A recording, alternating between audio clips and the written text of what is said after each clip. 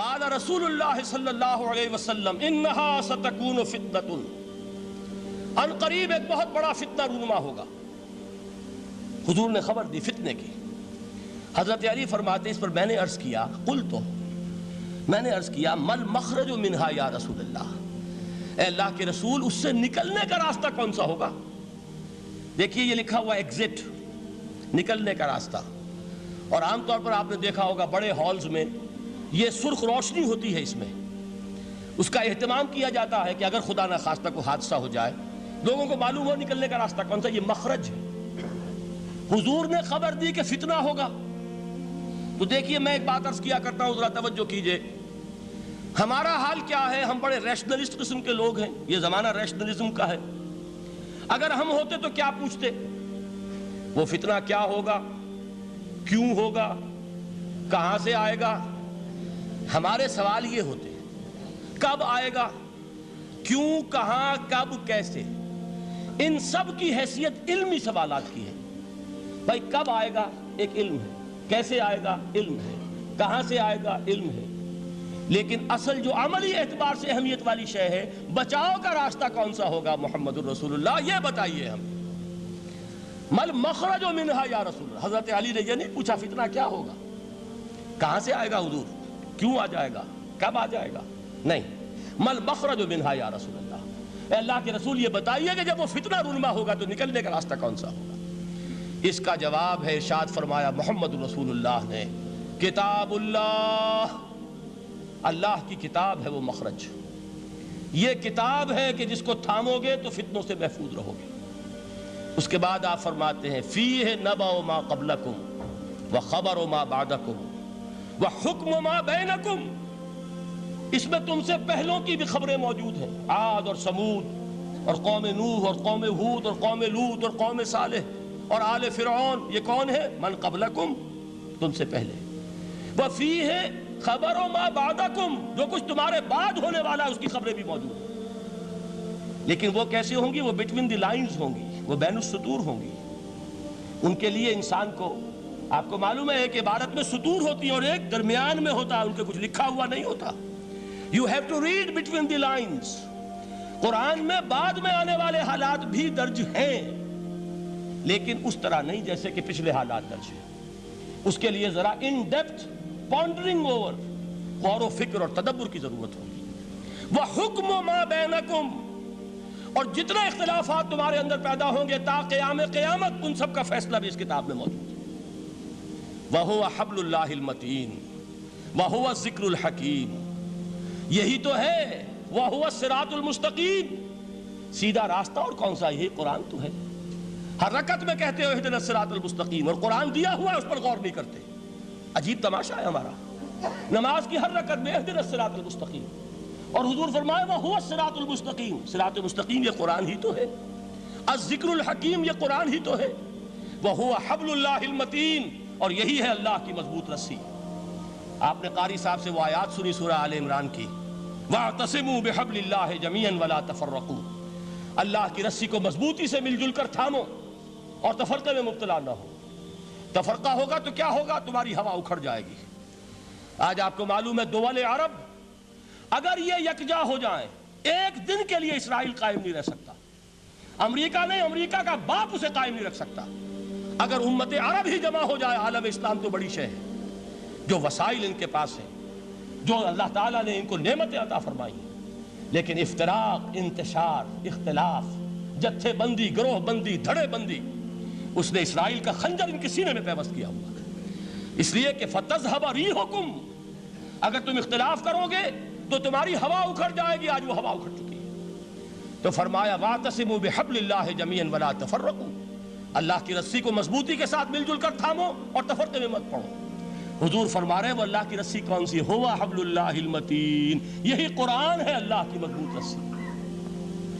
علامہ اقبال نے کیا خوب کہا ہے، علامہ اقبال نے قرآن اور حدیث کے حقائق کو جس طریقے سے اشعار کا جامع پہنایا ہے، وہ تو خود کہتے ہیں گوہر دریائے قرآن سفتام، میں نے قرآن مجید کے دریا سے موتی نکال کر اپنے اشعار کے اندر میں نے چن دیے ہیں، میرا کام اور کچھ نہیں ہے۔ موتی کوئی بھی غواص پیدا نہیں کرتا، دریا کی گہرائی سے نکال لاتا ہے، یہ میری حکمت نہیں ہے جو میرے اشعار میں ہے، یہ میں نے قرآن مجید کے دریا میں غوطہ زنی کر کے اس سے یہ موتی نکالے، گوہر دریائے قرآن سفتام۔ اب دیکھیے اسی حدیث کے اس ٹکڑے کو کیسے شعر میں لائے ہیں۔ از یک آئینی مسلمان زندہ است، پیکرے ملت سے قرآن زندہ ہست۔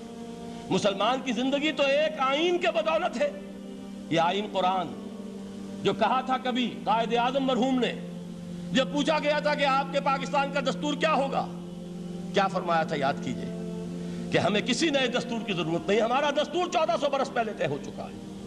یہ ہماری بدقسمتی ہے جو کچھ کہا تھا قائد اعظم نے کہ God has given us a golden opportunity to prove our worth as architects of a new state and let it not be said that we didn't prove equal to the task۔ میں معذرت کے ساتھ عرض کروں گا حضرت کہ واقعہ یہ ہے کہ ہم اس کے equal to the task ثابت نہیں ہوئے۔ قائد اعظم کا دیا ہوا پاکستان آج دنیا میں موجود نہیں ہے، اس کا ایک حصہ اپنے نام سے دستبردار ہو کر بنگلہ دیش بن چکا ہے، اس نے اپنی تاریخ کو خیر بات کہہ دیا ہے، حالانکہ مسلم لیگ کی جنم بھومی ڈھاکہ ہے، 1906 میں ڈھاکہ میں مسلم لیگ نے جنم لیا تھا، اور اگر وہ صرف ہم سے علیحدہ ہوتا یا گہرا صدمہ ہوتا، لیکن یہ کہ اس نے جب نام بدلا ہے در حقیقت اس نے اپنے تاریخ سے اپنے پس منظر سے استعفیٰ دیا ہے۔ یہ ہمارا دوہرا ہمارے لیے صدمے کی بات ہے۔ کیا 2 یمن موجود نہیں ہیں؟ ان میں سے کوئی ایک بھی اپنا نام چھوڑنے کو تیار ہوگا؟ کیا 2 جرمنی دنیا میں موجود نہیں ہیں؟ کوئی ایک بھی ان میں سے اپنا نام چھوڑے گا؟ کیا 2 کوریا نہیں ہیں؟ 2 ویتنام نہیں ہیں؟ تو کیا 2 پاکستان نہیں ہو سکتے تھے؟ ہو سکتے تھے۔ میں یہ کہا کرتا ہوں کہ یہ گہرا صدمہ ہے علیحدگی، اور دوہرا صدمہ ہے، اور اس سے کہیں زیادہ بڑا کہ انہوں نے اپنا نام بدل لیا، اپنی آئیڈینٹی چینج کر دی، انہوں نے وہ نام اپنے ماتھے سے اتار کر خلیج بنگال کے اندر دبو دیا۔ یہ بہت بڑی سزا ہے جو ہمیں ملی ہے۔ کیوں ملی ہے؟ کہ ہم نے 25 برس تک اس قائد جس کو کہا تھا کہ وہ ہمارا آئین ہے، اس کو آئین نہیں بنایا۔ ہم نے دنیا کے سامنے جھولیاں پساری، ہم نے طرح طرح کے نظاموں کو آزمایا، لیکن اس قرآن کی طرف پیش قدمی نہیں کی۔ اللہ تعالیٰ ڈھیل دیتا ہے لیکن سزا بھی بہت سخت ہوتی ہے۔ ان بطش ربک لشدید، وہ ہم پر کوڑا برسا ہے۔ تاریخ انسانی کی عظیم ترین شکستوں میں سے ایک شکست ہے کہ جو ہمارے ماتھے پر کلنک کے ٹیکے کی طرح موجود ہے۔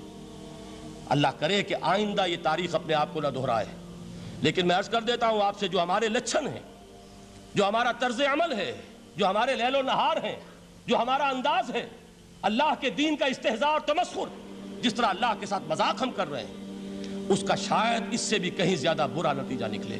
اللہ مجھے اور آپ کو اور ارض مقدس پاکستان کو اس انجام سے بچائے، لیکن اس کے لیے کام کرنا ہوگا۔ صرف کہنے سے بات نہیں بنے گی، کمر کسنی ہوگی، ہمت جو ہے پھر انسان کو اثر نو، ایک نئی تعمیر، ایک عزم، ایک ہاتھ میں قرآن اور ایک میں تلوار لے کر یہ امت پھر دوبارہ میدان میں آئے۔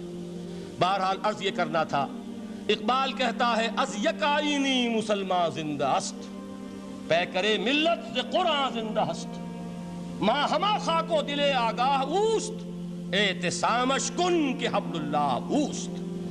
تامو اس کو مضبوطی کے ساتھ، حبل اللہ یہی قرآن ہے۔ یہ یک آئینی اور پیکر قرآن کی زندگی، پیکر ملت کی زندگی جو ہے اس قرآن کی بدولت ہے۔ تو حضور نے کیا فرمایا؟ فتنے سے بچنے کا راستہ کون سا ہے؟ کتاب اللہ فیہ نبأ ما قبلکم وخبر ما بعدکم وحکم ما بینکم وہو الصراط المستقیم وہو حبل اللہ المتین وہو الذکر الحکیم۔ ایک 3 جملے اور سن لیجئے۔ هو الذی لا یشبع منہ العلماء ولا یخلق عن کثرت الرد۔ یہ قرآن وہ شے ہے جس سے اہل علم کبھی سیر نہ ہو سکیں گے۔ ولا تنقضی عجائبہ، اس کے عجائب کبھی ختم نہیں ہوں گے۔ یہ ہیروں کی وہ کان نہیں ہے کہ جو کبھی خالی ہو جائے کہ سارے ہیرے نکل چکے، اب مزید ہیرے نہیں ہیں، نہیں، علم اور حکمت کے ہیرے اور ہدایت اور حکمت کے موتی اس میں سے ابد الآباد تک نکلتے رہیں گے۔